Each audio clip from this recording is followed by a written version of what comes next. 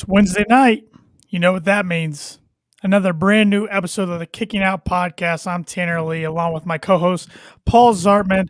And Paul, I got one question for you. Look into my eyes. What do you see? The cult of personality. Good one. You passed the test. Big news or big potential news dropping in the world of pro wrestling today. Phil Brooks, a.k.a. CM Punk, might be headed back into the squared circle. And by all sounds of it, it could be in All Elite Wrestling. Yeah, I'm a bit of a Punk mark, so I don't want to get my hopes up too much. But hey, you know, what can you say? I hope so. Yeah, and for everybody that's watching along on the stream right now, please comment. That'd be great. We like your feedback. Questions, feedback, comments are all good. But let's get it right into the report. It was broke by SRS Shawn Ross Sapp of Fightful Select. And I quote, "One of the biggest stars of wrestling in this century could be headed back to wrestling if all goes well. CM Punk has been in ongoing talks for a return, sources tell Fightful. Fightful Select learned last week that CM Punk has been in talks to make a return to pro wrestling as an in-ring performer, with sources indicating that AEW is most likely the landing point. They have no confirmation of a contract officially being signed, a timetable, or a set return date, or any creative plans, only that Punk and a company official have had ongoing conversations about an in-ring return." All out. I mean, Chicago. Yeah, I think if this is legit, it'll happen and all out. Yeah, I mean, if the cult of personality plays in Chicago, the roof will blow off the place. Oh, absolutely. And I mean, you know he's going to go with that one. WWE does not own it. Exactly. And Tony Khan shelled out plenty of money for rights to music in the past. The Pixies, Jungle Boys theme song. So I am sure if he gets Punk, he's going to sign that check for Cult of Personality. Yeah, I mean, it's still one of those situations where for me, it's like, I'll believe it when I see it. Yep. But just the fact that SRS came out with this, and today on the list in your boy that he does with Jimmy Van, the podcast and the show, he said he had heard this a week and a half ago. So he'd been sitting on this until he got multiple confirmations that talks were happening. And even in that report, he said that aside from his appearances on Backstage, he's only made 2 appearances in wrestling since leaving WWE, both in very anonymous masked roles on the independent circuit. It's also reported here that higher-ups within the WWE believe that Punk is headed to AEW. Yeah, I mean, there's no reason for him to go back to WWE whatsoever. They did him wrong. He knows they did him wrong. Him and Vince never really agreed on much. I think the straw that broke the camel's back was the infamous pipe bomb on this date back in, 2006, something like that. The pipe bomb? I thought the pipe bomb was 2011. Okay, maybe it was 2011. Yeah. I don't know. I think it was on this date back then. I might be wrong. It might have been close to this date, but it's within July. I know that much. Yeah, I think it happened a week or so ago. I think I saw that on Twitter, but we're in the time frame of when it happened. But I mean, CM Punk is credible for getting a lot of wrestling fans back into wrestling around that time because of the pipe bomb. Yeah. Oh yeah, absolutely. I don't think the backstage folks and the higher ups at WWE realized how much that did for them. But it was kind of the straw that broke the camel's back for both Punk and Vince, I think. No, I think you're right. And look, let's think about CM Punk. One thing I respect about him, whether you like his in-the-ring talent or not, which I personally think he's a great in-ring talent, he has been out of the ring for 7 years, but he's kept his name relevant around the world of professional wrestling. He's almost, some might say he's more popular now than he ever has been. Yeah, whether it be in MMA and other stuff that he's done, he always makes sure that he's still out there. I mean, he's gone as far as playing off of what people have said on multiple different companies. So I mean, everybody's always talking Punk. And another thing that was mentioned was there are other companies that have expressed their interest, of course, which why wouldn't they? Yeah. I mean, if you're Impact, ROH, even WWE, why wouldn't you try to bring him in if he is indeed interested in returning to in-ring action? But just think of all the dream matches he could have in AEW. Oh, I've got a few already lined up. I mean, look what AEW's already done with older guys. Sting. Yeah. And, I know everybody's already saying, well, Punk's in his 40s. Well, listen to this mind-blowing fact. Sheamus is older than CM Punk. Yeah. AJ Styles is older than CM Punk. John Cena is right around that age. Yep. So, I mean, I'm not too concerned about the age. I'm more concerned about a little ring rust. Yeah. But yeah.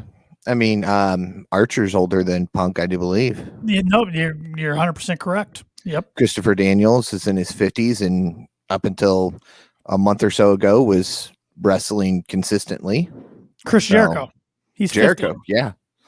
Yeah. So we'll see what happens. But man, when I saw that today around lunchtime, I'm like, holy crap. That is some big, big news. That's a bombshell right there. Yeah, you texted me about that, and I about fell out of my seat. I'm not gonna lie. I know you're a Punk mark. You're a big CM Punk fan, and even that's another intriguing thing. His wife, AJ Lee, or at least that's the character she portrayed on TV. She's a good talent herself. I don't know if she'd be interested in getting back in the ring, but I mean, give me AJ Lee and CM Punk versus I don't know. Give me a Butcher and the Blade, or Blade and the Bunny. Well, even I'm thinking Britt and AJ Lee on the mic against each other. I'm thinking, there's so many different ways you can go with that. Eddie Kingston, CM Punk on the mic. That'd be fun. Two of the best promos of all time. Yep. That'd be fun. So many different ways, so many intriguing angles. I mean, I know a lot of people are talking about, oh man, can you imagine All Out if Hangman takes the title off Omega, then Omega stand there in the middle of the ring and Cult of Personality hits, and Punk comes out and gets face to face with Omega? I'd be okay with that. Goosebumps. Yeah. But is AEW setting themselves up to where if he doesn't make a debut at All Out, that they get quote unquote crapped on by the internet fans? Well, regardless, I mean, every year, even at All In, Punk didn't show up and they got crap for it. You're in Chicago and you don't invite CM Punk, was with All In. And then since then, All Out, it's, no Punk. Why no Punk? You're in Chicago, sign Punk. So yeah, either way, you're right. There's no making the internet fans happy. You're right. There's not. But Phil Brooks, aka CM Punk, could be showing up on or here's one more. Here's one before we switch gears and talk about another potential big talent that could become to AEW. If Punk is indeed going to become All Elite, and you were Tony Khan, do you debut him at All Out, or do you debut him during that week at the Dynamite in Chicago or the Rampage in Chicago and try to sell more buys for All Out? Well, regardless, we know tickets are going to be sold out or are sold out.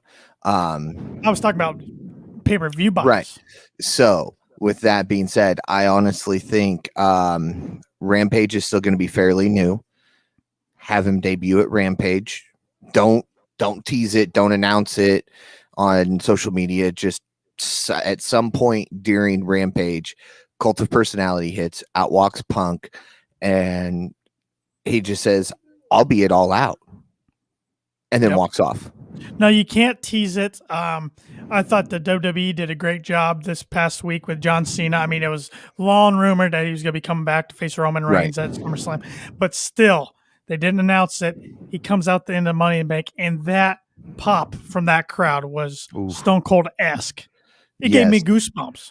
I have watched it so many different times just because you have to turn up the volume, because there was Pat McAfee. McAfee. Thank you. Yep. I always get his name messed up because of the spelling. Sure. He was taking stabs at things all night long. From his eyes are flickering like peacock to Michael Cole yelled, "John Cena's here," and he goes, "Where?" I had to turn up my volume because it was so hard to hear over the noise of the fans. So they did that one right. I'll give them credit for that. They absolutely did. And we might not always talk highly of WWE, but I do want to tell everybody, no matter what promotion you like, AEW, WWE, ROH, Impact, New Japan, MLW, just enjoy what we're seeing right now in pro wrestling. Yeah. Just enjoy it because this is special. This Yes. is special, and who knows when we're going to get to see stuff like this again. We have a question here on Twitter from Notorious KFC. Do you debut them together or separately? Referring to CM Punk and Daniel Bryan. Take a stab at it, Paul. What do you think? I think separately. I think unless you're going to make them some type of tag team, debuting them together or even on the same show is just going to overshadow one or the other. I mean, if it's Daniel Bryan, he's going to be overshadowed by CM Punk just because Punk has made his name so relevant. And like you said, he's probably more popular now than he was when he left the ring. So, yeah, I think you've got to do it separately on two separate shows. I think so, too. I think you spread them apart by at least a couple weeks. Daniel Bryan, we've seen him active in the ring. I mean, as recent as WrestleMania. CM Punk, we haven't seen since 2014. So right. You're right. It's Punk's the one that everybody's like, is it really ever going to happen? And Daniel Bryan, I think everybody's been saying, well, he's got to wrestle again after he takes some time off, but where's it going to be? Right. Does he go back to ROH? Does he, go to Impact, somewhere he hasn't been before? Does he join a new young company like AEW? That's been the talks. And that brings me to a report that kind of broke tonight during Dynamite, and this is from Cassidy Haynes of bodyslam.net. He is reporting that Daniel Bryan, a.k.a. Bryan Danielson, is locked in and 100% signed a contract with AEW. He also reports that Daniel Bryan was wanting to work less dates for comparable money. He wanted the ability to be able to work in Japan and wanted to have creative input on his character, which he got. He also reports that the tentative plans and creative are for Daniel Bryan to debut at the Arthur Ashe Stadium in New York City at the Grand Slam event on September 22nd. Now, Fightful could not confirm this report, but I saw a lot of credible resources like Fightful, Wrestling Inc., retweeting this tonight. So got to think there's something there. Oh, absolutely. I think it would be not stupid, but silly of him not to sign. It's a young upcoming company that's getting comparative numbers to Raw every single week. So I think the right choice for him is AEW.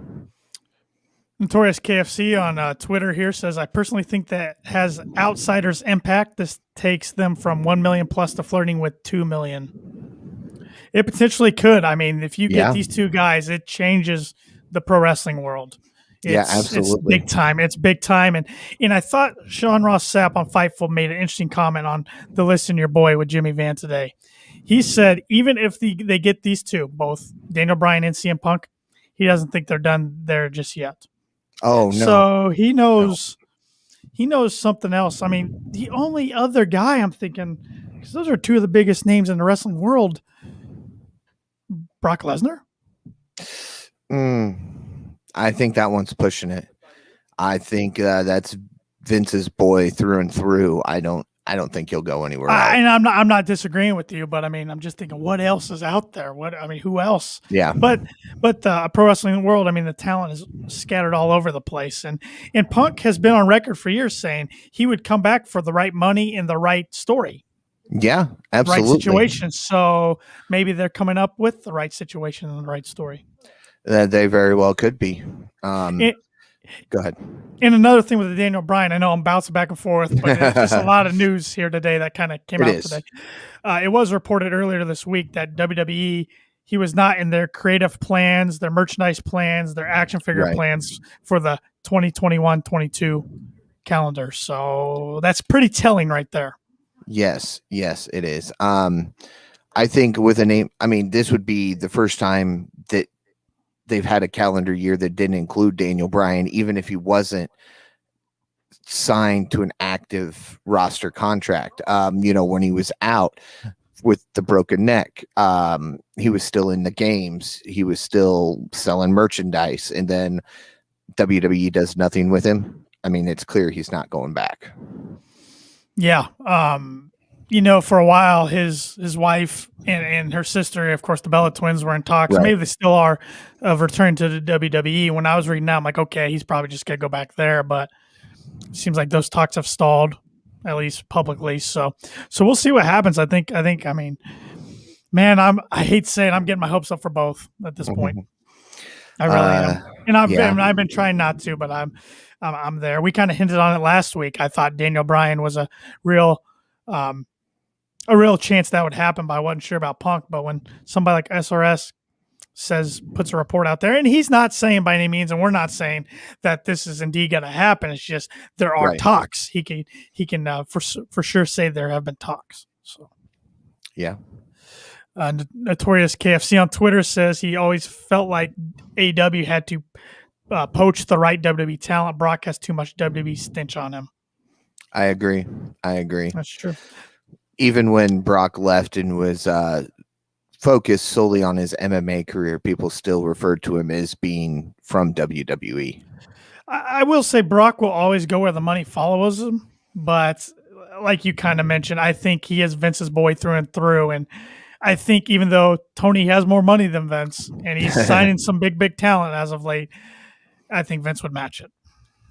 Yeah, I saw an interesting meme on the internet this week. It said, and it might have been a tweet, and I forget who it was from, but it said something along the lines of, congratulations to Vince McMahon. He's done a great job with the NXT, building up a lot of strong talent, not for WWE though, but for AEW.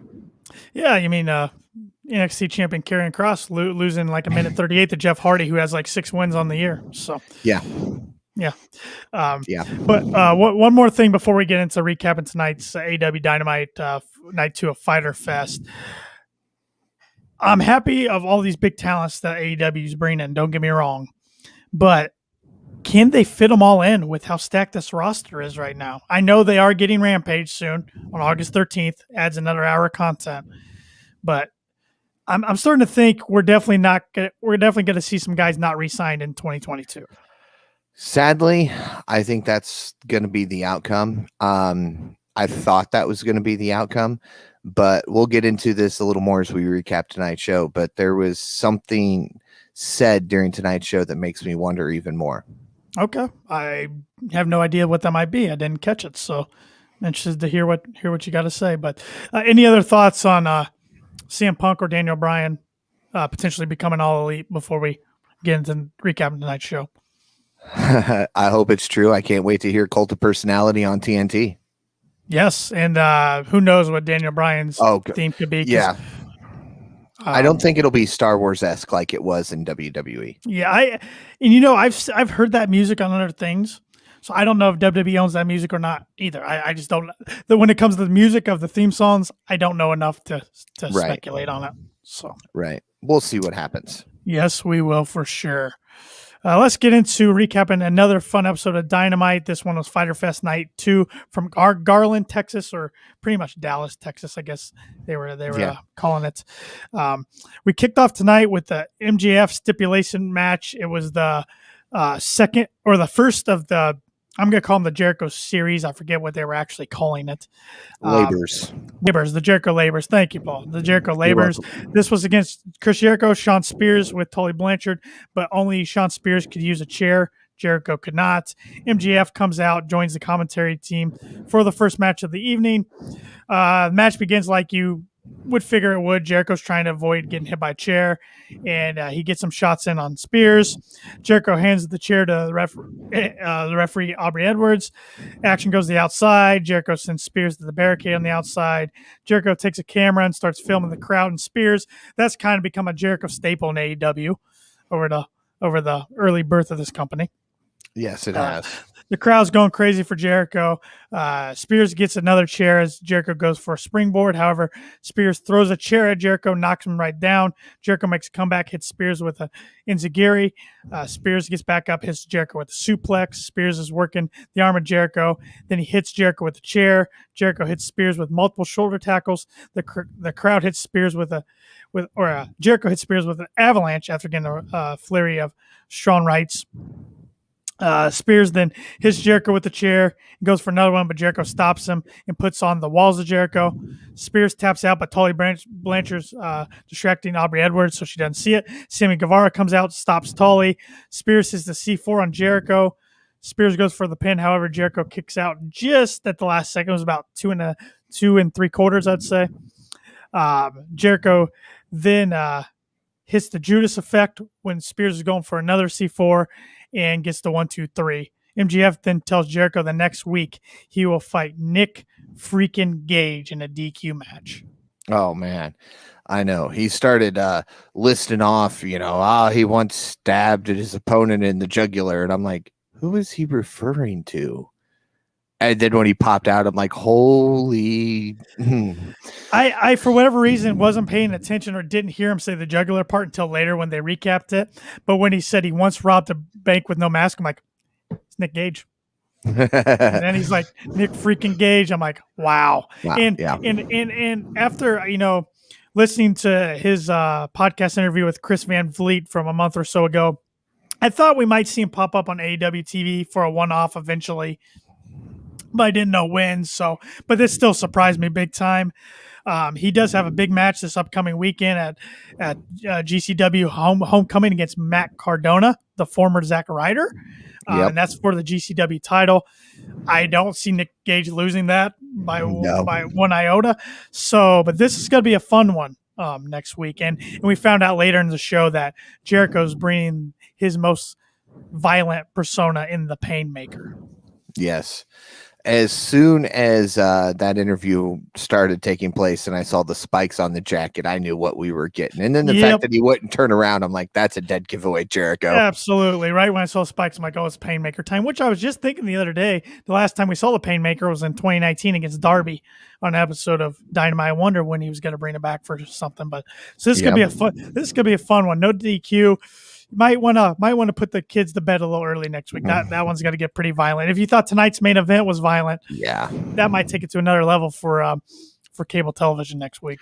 Well, let's not forget this is the same jacket that Jericho ripped the spikes off of and jabbed Moxley in the eye with. So that's very true. Even though Moxley got his revenge on Santana's eye. Yes. We then got a match that was just added to the card yesterday as the Elite Hunter, Frankie Kazarian versus Doc Gallows with, of course, the Machine Gun Carl Anderson by his side. Gallows' first one-on-one match in AEW. I thought that was pretty cool to see him on TV tonight.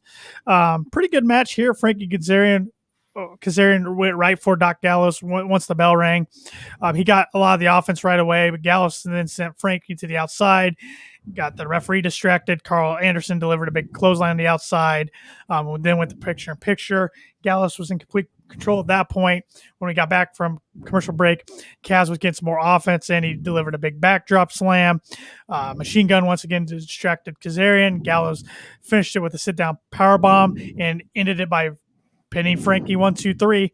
After the match is where a lot of the action really took place. The Good Brothers hit the Magic Killer on Frankie. We then got Don Callis and Kenny Omega came out to a big pop, actually, to cut a promo. Callis says this is what happens when you mess with the Elite and the Elite Hunter. And then Adam Page came out. Another big pop. He got into the ring. Callis tells him that he's outnumbered. There's 4 of them, 1 of him. Callis asks him if he was dumb or just stupid. Page then starts throwing punches, and the Dark Order comes out and makes the save, and they all hit some moves on Carl Anderson. Which, based off of this, leads me to believe that it will be Hangman, Evil Uno, Stu Grayson, John Silver, and Stu Grayson. Oh, yeah. Well, they did flash that later on the night on the card. That is the 5. Right, but I mean, at this point in time, I went, okay, there's our 5. Yeah, I did too, and I was wrong. I thought I didn't know if Silver's shoulder would be up to par. I thought 10 would be thrown in there, and I thought 5 just for storyline purposes with Omega, with their history. I thought he'd be thrown in there. So I was wrong, but that's going to be a fun match next week at Fight for the Fallen in Charlotte. Yep, which then truly will raise the question. That's the 2 tag teams in Dark Order. So if they pick up the win next week, which team gets the shot at the tag titles? Great question, but I think the crowd's more into Reynolds and Silver, so I think you got to give it to them. But it'll be interesting how that plays out. And I've noticed over the last few weeks, Evil Uno's kind of stepped back into his old position as the leader and more in the suits, not in the ring. Yes, he has. Yes, he has. I did saw a backstage segment with Dash Gonzalez, who's with Brian Cage. He shows them a video, and Team Taz and Ricky Starks say they have a big party to celebrate Ricky's big win of the FTW title next week in Charlotte. Cage says next week works out and that he loves celebrations. Yeah, I really like the way he said that. He's, I love celebrations, and just walks off. Yep. Perfect build for next week. Keep the storyline going a little bit. Yes. I would like to see Cage get another guy, partner up with somebody to kind of try to even the numbers out a little bit. As long as it's not Christian, I think we're good. We don't need Christian Cage or Diamond Dallas Page or Ethan Page or Adam Hangman Page or Nick Gage. All in a cage match. All in a cage. Yeah, they just want to rage. Okay, I'm going to stop. Okay. Going to do it at Road Rager. Yeah, exactly. Then we get a match that I believe was just added today. If not today, it was late yesterday. Wheeler Yuta with Orange Cassidy versus Darby Allin with Sting. They began the match with a tie-up. Darby took down Yuta with a crucifix pin attempt. Yuta got out of it. Yuta got back up. Got a lot of offense in, which really actually surprised me, to be honest. Yeah. Tossed Darby into the top rope. Darby sling back, came back at Yuta. Yuta catches him and slammed him down. Yuta now had Darby in like an octopus type hold, but Allin got to the ropes. Yuta hit a German suplex, goes for the pin, but Darby kicked out. Darby hit Yuta with a big suplex from the top rope. The cameras then panned to Sting and Orange Cassidy have an interaction. They're kicking each other likely, and Sting mocks the gimmicks of Cassidy doing a slow pouty to the chest. I popped for that. I got to be honest. Yuta went for a roll up, but Darby kicked out. Yuta was taken down, and Darby hit the coffin drop to get the pin and the win. After the match, the Blade came out of the crowd and attacked Orange Cassidy from behind with a heavy right hand after using the brass knuckles, of course. Yeah. And interestingly enough, Sting helped Orange Cassidy up. Yes, he did. He's got respect. He's got respect for Orange. So, yeah. And he was staring down the Blade as he ran to the back too. That was kind of interesting. So it was one of those, are we going to get another storyline out of this with Sting, or is it just Sting saying, look, the dude's good, I respect him? That was uncalled for. I think it's more the latter, but we'll see. I don't know where they go with Darby and Sting going forward. I don't either. I was surprised, though, that we didn't see Scorpio Sky at some point during this match. I thought we'd see him tonight at some point. I was not surprised we didn't see All Ego Ethan Page. Right. He hinted on his vlog that after last week that he was hurting and he was probably going to take Dynamite off for the week. So, yeah, I figured. He said Darby, the coffin drop, Darby landed directly on his knees while in the coffin. So he was hurting pretty bad. Yeah. Yeah. I figured we'd see Scorpio pop up somewhere just as a distraction or something. It wouldn't cost him the match. He wouldn't interfere. It'd just be that quick distraction of, oh, look, you got rid of one, but there's still another. Yeah. Because we did see him and Sting brawl last week during Fyter Fest Night 1. So I still think there's probably something there, some unfinished business. Yeah. We then get the AEW Women's Championship, and Paul, I know this threw you off because it wasn't at 9:30. I know. I was like, I need to start setting up. AEW does this with their bigger women's matches that they don't put them at 9:30. This was Nyla Rose with Vickie Guerrero by her side against Dr. Britt Baker D.M.D. with Rebel by her side. Pretty good match here. We had they started with a tie-up, of course, but Nyla Rose got a lot of offense in that start. She tossed Britt Baker aside with ease. Britt was trying to hook her arms for a hold, was doing no good. Nyla kept getting out of it with ease. Nyla kept slamming Britt down with ease again, goes for it again. Rose has Britt up on top rope and goes for a top turnbuckle, but Rebel grabs Britt Baker, takes her down, allowing Britt to slam Nyla Rose face first on the top turnbuckle. Then we go to another picture-in-picture. Britt Baker's in control at that point. Back from break, Nyla takes control almost pretty much right away. Nyla goes for a cannonball in the corner, but misses. Britt comes back and hits a swing blade. She goes for the pin, but Nyla kicks out. She gets the glove from Rebel. However, Nyla was waiting for it.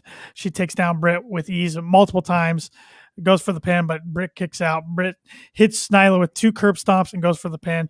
Nyla kicks out. Rebel gets up to distract the ref. Britt does the Eddie Guerrero gimmick.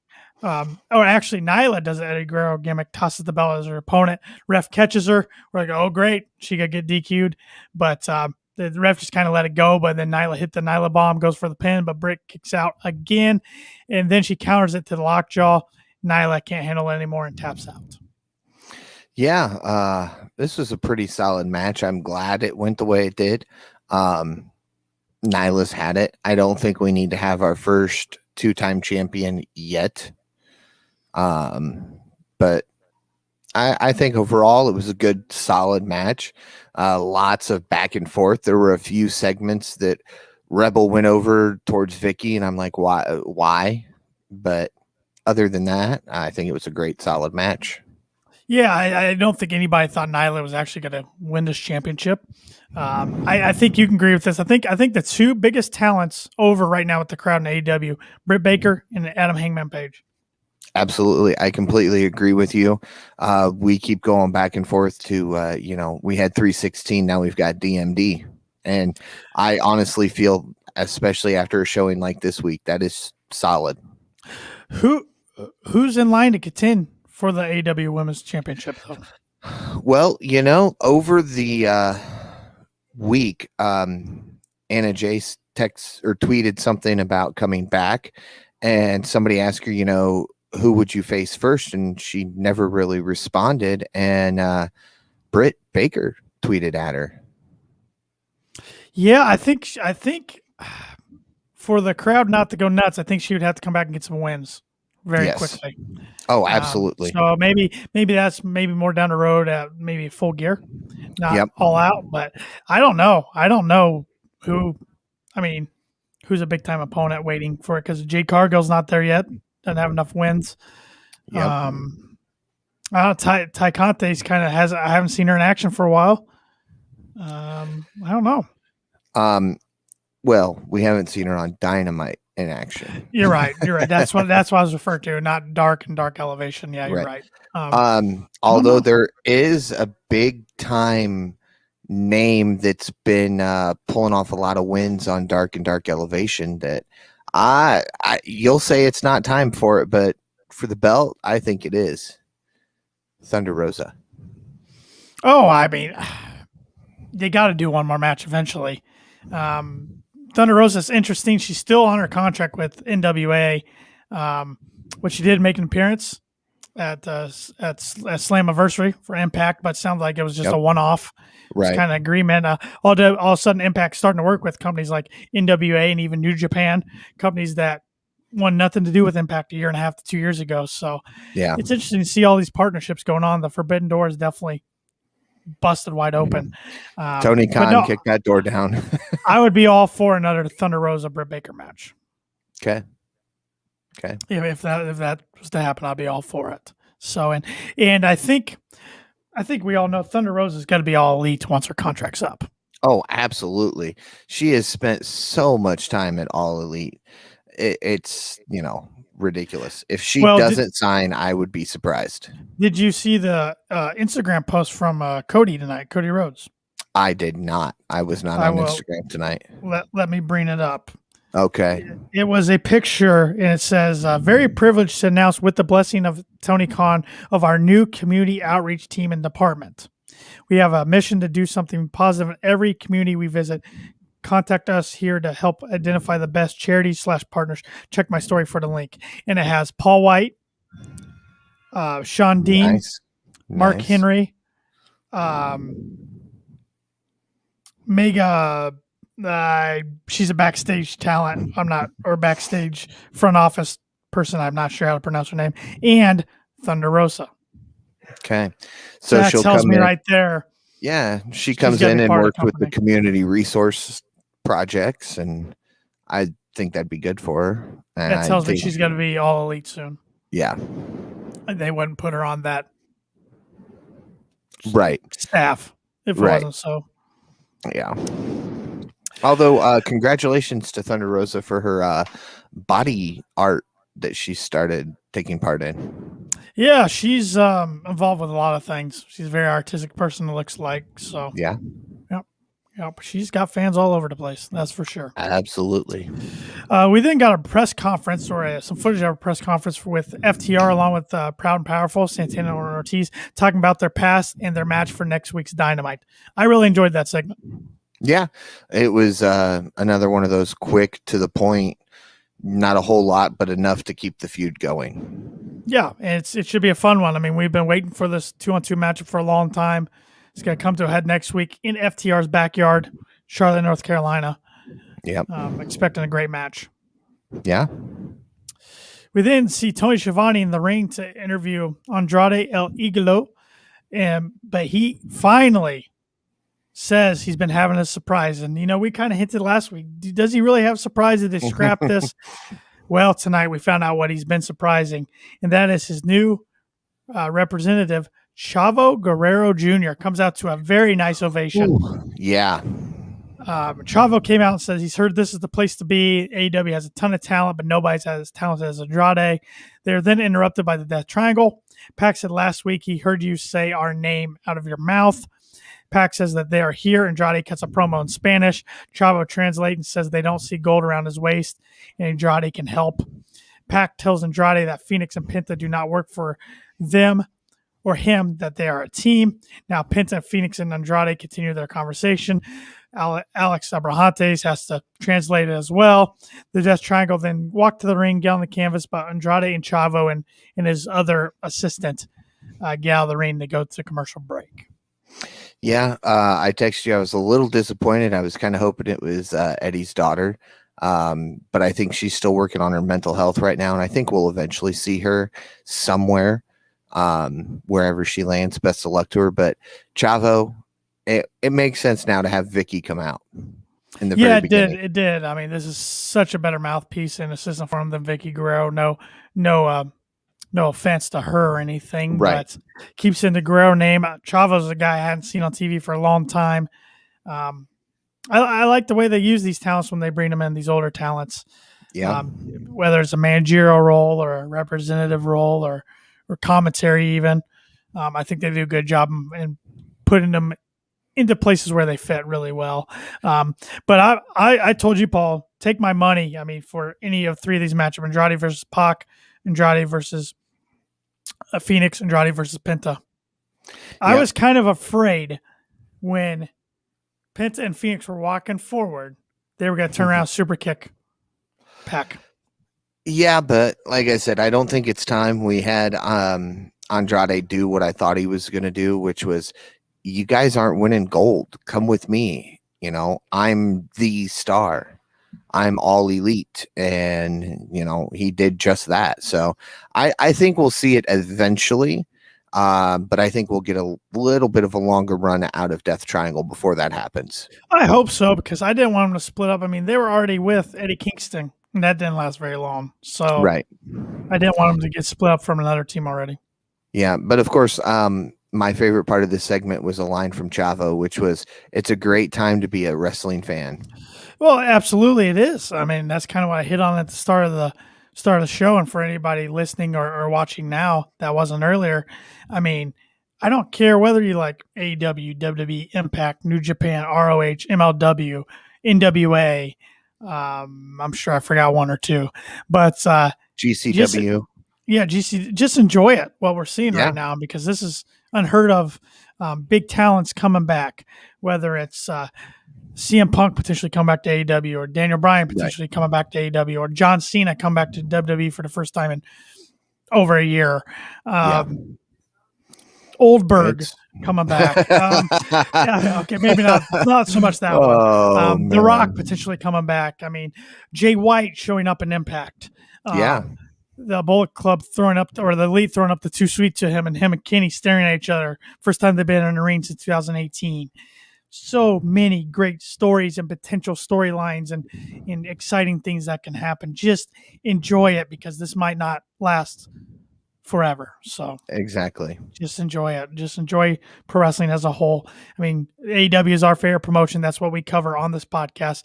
It just suits our eye and our taste for pro wrestling the best and the most. But we're not going to rip on anybody who likes whatever they like. Yep, exactly. We then get a match that, I got to be honest, this whole build didn't do much for me, Paul. The Blade with the Bunny versus Orange Cassidy with Chris Statlander. No. Orange Cassidy's music from the Pixies goes off. The crowd gives him a big pop. But he doesn't come out of the entryway. Instead, he comes from behind and attacks the Blade, who came out first. They exchange holds. Cassidy gets the Blade in the corner. He's acting like he's injured. The referee has Cassidy go to the opposite corner, and the Blade uses it to his advantage and hits Cassidy with a big running drop kick. Orange recovers quickly and hits the Slumdog Millionaire. The Blade gets back up almost right away, gets some shots in on Orange. He has Cassidy in the corner and hits him with a gut wrench powerbomb. Orange falls out of the ring. The Blade continues the attack as we go to commercial break, picture, whatever you want to call it. Reading's hard for me sometimes. We return from action. Cassidy slams Blade into the turnbuckle. The Bunny gets on the top rope for a distraction, but Chris Statlander's there to stop her. The action goes to the outside. The Blade hits Cassidy with the corkscrew tombstone. The Blade goes for the pin, but Orange kicks out. Orange hits the beach break. The Bunny gets on the apron, throws the brass knuckles to the Blade. The Blade goes to hit Cassidy. Cassidy ducks, and the Blade misses. Cassidy comes back with the Orange punch. Cassidy pins the Blade and gets the win. After the match, Orange has the brass knuckles and hits the Orange punch one more time. Yeah, little bit of some aggressiveness from Orange Cassidy post-match, which is something we haven't seen from him before. So that was a little bit of a treat, in my opinion. His character's come a long way in the last year, even with his in-ring work. Just by the way he portrays his character. I mean, he's still lazy, but maybe not as lazy as he had been previously. No. Yeah, he actually wrestles now. Yes. He didn't used to. When he first debuted, he was just the side piece for the Best Friends, and really he was out there for a distraction to do the most devastating kicks in wrestling and disappear. Right. After this match, backstage with Alex Marvez, we did get Chris Jericho. We mentioned this earlier. We got Chris Jericho saying that the Painmaker, Chris Jericho, will be fighting Nick Gage next week in their no DQ match. Yeah, looking forward to that. We then get the AEW announcers going over next week's card and other announcements. So some of next week's card and one backstage thing I forgot to mention, because they showed earlier before Dynamite that Jurassic Express and Christian Cage got into it with the Matt Hardy family office due to them attacking Marco Stunt. So next week we're going to get Luchasaurus, Jungle Boy, and Christian Cage versus Private Party and Angelico. I don't know where Jack Evans has been lately. He has not been on TV for quite some time. Yeah. But Matt Hardy is going to be by their side. We're also going to get Nick Gage and the Painmaker, Chris Jericho, in a no DQ match. We're going to get the IWGP United States Championship match, which the winner of Lance Archer versus John Moxley tonight was going to face, what's his name? I'm forgetting it. Bullet Club member. He is Bullet Club member, but son of the High Chief. I don't have it in my notes. But I do know he's son of the High Chief. So yes, we're getting that next week. Also getting a big announcement from Tony Khan announcing another. It has to do with a live event. Yes. Yeah. Any speculation? Any guesses? Well, there was a tweet that took place Saturday after the Impact or during the Impact pay-per-view, whichever it was, about Impact's got a pay-per-view coming up, I think it was, and they're bringing the whole crew with them, all the wrestlers, all the wrestling companies. Not all of them, just New Japan and AEW, but I think it might. It was an ad during Slammiversary for Bound for Glory in October, and it flashed the AEW logo, New Japan logo, AAA logo. Okay. I just saw the tweet that you sent me because I didn't watch the pay-per-view. Yeah, it flashed. It flashed the three. So I got to be thinking that's going to be happening. And spoiler alert, on one of the Impact tapings, this was reported by Fightful, Frankie Kazarian was at one of the Impact tapings lately. Yeah, probably continuing that Elite Hunter gimmick. Probably went after Gallows and Anderson, who, as we saw tonight, are the Impact champions again, or Impact Tag champions. So yes, they won. Over the weekend at Slammiversary. And the Bullet Club's also got to get a new member from Impact. Okay. So I won't spoil that. One's out there online, but I won't spoil that for anybody who's a diehard Impact watcher and doesn't want any spoilers. So you can go Google it if you want to find out who the newest member of the Bullet Club is. So yeah, I think it's going to have either something to do with that or a partnership with New Japan. One of the two. I think it's a big stadium show. And I'm not talking Arthur Ashe, which is big, like 22,000. I think he's going to announce something like an NFL stadium somewhere.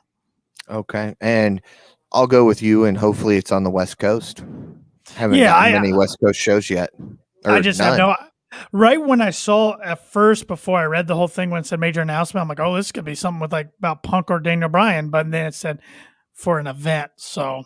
Yeah, because I was thinking maybe we're going to eliminate Dark or Elevation and do house shows, but after texting you about it, I was like, no, that won't happen. It'll be something else. And while we're on, speaking of announcements and stuff, has there been an official announcement as to who the broadcast partner, colleague with Mark Henry's got to be for Rampage? I mean, everybody's thinking it's Chris Jericho with the hints that it's going to be a active wrestler with commentary experience, but I don't think there's been an official announcement, and Rampage starts on August 13th. Yeah. No, I haven't seen anything. Maybe that's what the Punk role that they're working on. Maybe he'll do some in-ring, but he wants to focus on commentary. I mean, he got the shot at commentary in WWE and he did great. So maybe that's what they're working on with him. Could be. That's interesting. I didn't think about that. That could be. One other thing we got that they previewed tonight was on the August 4th episode of Dynamite. So in 2 weeks, when they go back to Daly's Place for the homecoming, as they're branding it, we're going to see Cody Rhodes face Malachi Black. I personally am not a fan of that. I wanted them to build this thing all the way up to All Out. Maybe they do another match at All Out, but like was pointed out to me on Twitter, the Go Big Show got renewed for a second season. Production starts next month. Maybe that's why they're doing it now. Could be. Cody doesn't want to risk missing out on this for that. That would make a lot of sense. I was unaware that the Go Big Show had been renewed for a second season. So he'll be gone a whole 3 weeks shooting the whole thing like he was last time. Yeah, what was it? Just 4 or 5 weeks, and they act like he was going to be off TV for months. Yeah, that's how it sounded. Is we're done seeing Cody, and then poof, 4 weeks later, his music hits.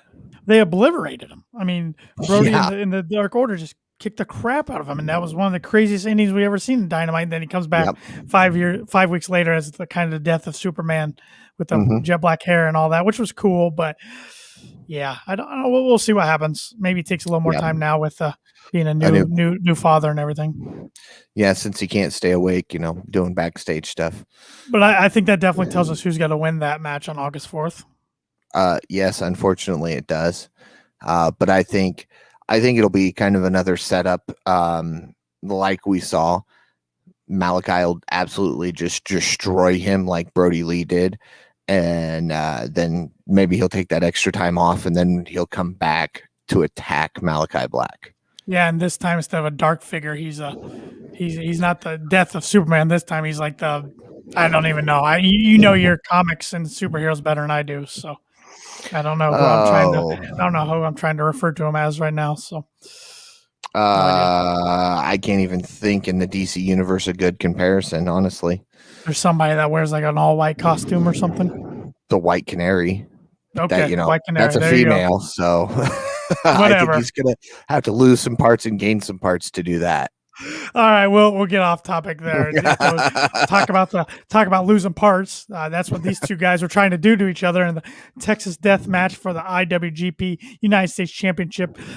Champion John Moxley came out first, and home state boy and hometown boy, really from the Dallas area, Lance Archer came out second with Jake the Snake Roberts, who just renewed got a brand new contract from AEW this past week. It was reported on Wrestling Inc. Yep, he had 2 weeks left in his contract, and some dude walked up to him and said, "Hey, I need you to sign these." And he's like, "I still got 2 weeks left." And he's like, "No, you got 2 years, or no, another year." Yep. He's been a good fit. I'm glad they're keeping him around. So, me too. This match came right away. Even before Archer got in the ring, Moxley went after him. Archer got the upper hand right away. Moxley hit Archer with the shoulder tackle. The fight went into the crowd. Archer picked up a fan and threw the fan from the crowd at Moxley. The fight went back to the ring. They go out of the ring almost right away after they get back in. Moxley hit Archer with the paradigm shift on the outside of the concrete. That busted Lance Archer wide open. Moxley got a fork, stabs Archer with it, kind of Abdullah the Butcher type. That's what it was, a little throwback there. Then we went to the last picture commercial break for the night. Moxley was in complete control. Moxley set up tables during the break. Archer's just sitting in the ring with a crimson mask and blood just coming down his face. Moxley's throwing chairs into the ring. Archer gets back up. He gets some punches in, but Moxley has the fork and starts attacking Archer again. Finally, Moxley has a steel chair with Archer's leg in the middle. Moxley jumps on it, injuring the ankle of Archer. Archer gets back up and nails Moxley with a trash can lid, busting Moxley open. The fight continues. Moxley begins to bite the forehead of Archer. Archer gets hit with a German suplex, but is right back up, flips Moxley off, hits Moxley with a trash can. Moxley sets up 2 chairs. Archer throws Moxley onto them, spine first with the choke slam. Oh, that made me hurt just watching that. Yeah, 2 weeks in a row hurting my back. Oh, no kidding. Archer gets taken out with a big clothesline. Moxley knocks him down again. Archer sits up. That's when he flipped him the bird. Excuse me. I had my notes too early. Mox came out, Archer, and uses the fork again. Moxley sets up 2 tables with barbed wire on them. Then Archer slams Moxley on top of the barbed wire. The ref begins to count. Moxley can't get up. He's stuck in the barbed wire. We get a 10 count. The ref calls for the bell. And new IWGP United States Champion Lance Archer. Now put him on TV every week. As long as he retains next week. Yes. And that leads me more to believe that there's a New Japan AEW combo coming somewhere. This would free up some of those guys on the roster to get more television time without having to be Dynamite every week or Rampage every week, so that those 3 hours can kind of focus on the main guys like they want to, with Dark and Elevation focusing on the younger talent. And then New Japan AEW combo fits perfectly for everybody who wants to work in both. Yeah, I think we are also seeing a lot of New Japan talent over here right now because the pandemic's so bad right now. The COVID is so bad in Japan. They're having to cancel shows again. Multiple talents are getting sick over there. So they're trying to get some of their guys that can come over now, keep some storylines going, keep some partnerships going. I thought first with the guy from Bullet Club that's going to be facing Lance next week. I should have his name in my notes, but I don't. I thought right away, I just keep getting a feeling we're going to see a elite Bullet Club showdown, and eventually. Oh, I think so. It's coming. With the showing up at Impact, getting a new member. That's the head of Bullet Club. Jay White is the head of Bullet Club. So. I know. I mean that's huge. Now, all we need, you know what we need, right? What's that? We need 2 other people to get out of their contracts, sit out their 90 days, and debut. and bring back the original Bullet Club. Start it with just the original 2 members. So, which 2 are you talking about there, Paul? The Demon King Finn Balor and Adam Cole. I thought maybe Finn Balor and AJ Styles, but yeah, I'd be okay with that too. But Adam Cole, I mean, when I think of the Bullet Club, those 2 guys pop up before anybody else. Was Adam in Bullet Club before AJ? Yes. Okay. I do believe that Balor and I know Balor was in the very, very, very beginning. And I do believe Adam Cole was shortly behind him. I could be wrong on that. I wasn't sure about when Adam Cole joined. Yeah, so. But I do know he was in it before AJ. I may be wrong, but I feel that that's correct. All right, it's that time of the night. I want your rating for the show on a scale from 0 to 10, and I want your wrestler of the night. I'm giving it 8.5. It was a very solid show. Not too much wrong with it. The Butcher or the Blade and the Orange Cassidy just didn't do it for me. There were a couple spots throughout the match that I was like, that wasn't supposed to go that way. So it could have been higher if that match would have been removed from the card, I think. Yeah, I'm going to go with an 8. That's just kind of my safe score right now. I mean, with the hot crowds and everything, big matches every week, possible debuts happening, surprises every week's got me on the edge of my seat. So 8's pretty much my safe score. But I agree with you. I wasn't too big on the Orange Cassidy and Blade match. And there was another few times tonight in different matches I kind of got distracted or didn't have my full attention, but still a very good show tonight. One backstage part I forgot to mention was Miro's little interview. I want to get Miro back on TV. Already missed seeing him in the ring. So it'd be nice to get him back in some in-ring action. But I missed that whole segment. I couldn't told you what it was about. He was sitting there with the TNT title, and I don't remember exactly what he covered. I didn't have it in my notes at all. So yeah, because the only time I saw Miro tonight was the Rampage commercial. No, he was there. It was just very quick early in the night. Okay. So, but yeah, I'm ready for him to get back in the ring so we can get some Miro action. But who's your wrestler tonight? And new, going Lance Archer. I had Moxley winning that match. I thought he was going to break the record. He did break the record last week. Well, okay, set a new record. I think that's why they pulled the trigger on it right now. And you and I have been talking. Archer is a main eventer. He got to be in the main event tonight. He deserves more TV time. He gets 2 weeks back to back. Hopefully he retains next week so that they don't just throw him back into the bottom of the pile again. Yeah, they got a chance again, like a third chance with the guy since he debuted in the company. But I was surprised he went over too. I think most of the AEW fan base thought Mox would go over, but now Mox has lost. Pop. Mox has lost 2 big matches lately. I know one was the tag match at Double or Nothing, but yeah. We'll see what I'm sure they've got something more in store for Mox. Yeah. So. Yeah. Oh, yeah. You know they do. So, but my wrestler of the night, you took mine, of course. That's why I had to go first because I didn't have anybody else. Well, I could go with the doctor, Britt Baker. Yeah. But I'm going to go with Chris Jericho. Okay. It's a good solid choice. Got another tough one coming up with Nick Gage in a no DQ match next week. So yeah, I think if he wins that match, that's probably, unless something drastic happens between now and then, that's probably going to be who I end up with next week. Oh, yeah, it's going to be a fun one. It's going to be gruesome, close your eyes at times, kind of squirmish, but it's going to be a good one. So, but Paul, why don't you wrap us up real quick and remind everybody where they can go get some KOP merch? Yeah, head on over to ProWrestlingTees.com, search Kicking Out Podcast, buy your KOP merchandise, support Tanner Lee and myself and the Kicking Out Podcast, and looking stylish while you do it. Follow Tanner on Twitter at TannerLee92. Follow myself at Paul Zartman 921. That's pretty much all our handles on all of our social media. And follow the Kicking Out Podcast on Twitter at Kicking Out Pod. And be sure to listen to us on all your favorite streaming platforms. If you are listening on Apple Podcast, be sure to give us a like and a review. That helps us out a lot. For Tanner Lee, I'm Paul Zartman. Join us again next week as we kick out yet another podcast.